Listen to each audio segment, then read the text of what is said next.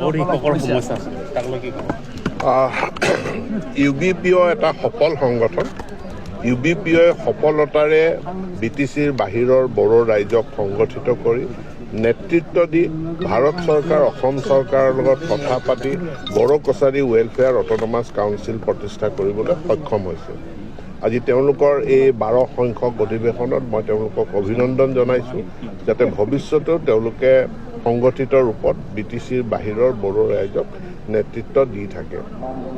বড়ো মাধ্যমৰ যিখিনি বিদ্যালয় BTCৰ বাহিৰ, সেই বিদ্যালয়খিনিৰ বিশেষ সমস্যা আছে আৰু আৰ্টিকল 6 মানে দফা 6.3 অনুযায়ী এই বিদ্যালয়সমূহৰ কেনেকৈ প্ৰভিন্সিয়েলাইজেশ্যন কৰা যায়।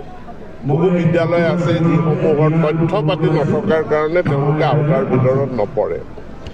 তাকো আমি সমাধান কৰি বড়ো কছাৰী ৱেলফেয়াৰ অট'নমাছ কাউন্সিলৰ জৰিয়তে হ'লেও আমি শিক্ষকসকলক তেওঁলোকৰ প্ৰাপ্য যিটো অধিকাৰ আছে মাননি 60 বছৰ বয়স পৰ্যন্ত আমি দিয়াৰ কাৰণে আমি সংকল্প লৈছোঁ। ইয়াৰ সমাধান খুব সোনকালে হ'ব।